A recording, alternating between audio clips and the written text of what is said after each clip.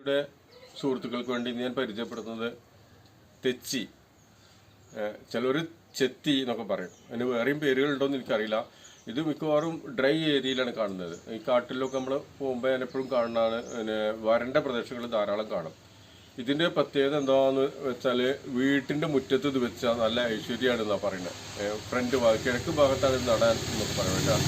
അത്തരം കാര്യങ്ങളിലൊന്നും നമുക്ക് വലിയ വിശ്വാസമില്ല. എനിക്കിതിൻ്റെ ഔഷധ ഗുണങ്ങൾ ജനങ്ങളിൽ എത്തിക്കുക എന്നുള്ളതാണ്. അപ്പോൾ ഇതിൻ്റെ ഔഷധ ഗുണങ്ങളിലേക്ക് നോക്കാം. ഇതൊക്കെ തെച്ചിയുടെ പൂവ് ഇപ്പം എൻ്റെ അടുത്തില്ല. പൂവ് ഇതുമ്പോൾ ഉണ്ടായിരുന്നതാണ്, അതിപ്പോൾ ഉണങ്ങിപ്പോയിട്ടുണ്ട്. അതിന് പൂവ് വേറെ നമുക്ക് എടുക്കാം. ഓർഗാനിക് അമ്ലം ഇതിലുണ്ട്.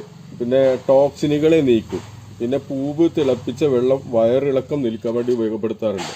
അപ്പോൾ പഴയ കാലത്ത് നമ്മളെ നാട്ടുവൈദ്യന്മാരുടെ മെയിൻ ഒരു ചികിത്സയായിരുന്നു ഈ തെച്ചി.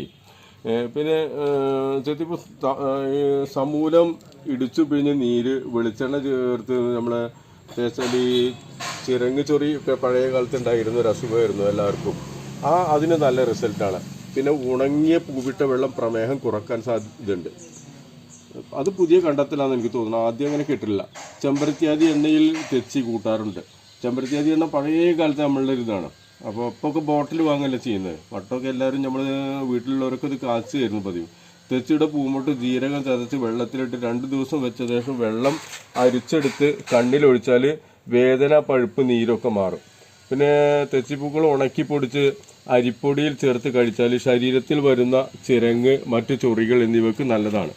പിന്നെ കുട്ടികളുടെ കരപ്പൻ ചൊറി എന്നിവ പഴയ കാലത്ത് നമ്മൾ ഇവിടെ ഉപയോഗപ്പെടുത്തിയിരുന്നത്. ഇതൊക്കെയാണ് നമ്മളെ പാരമ്പര്യ വൈദ്യം.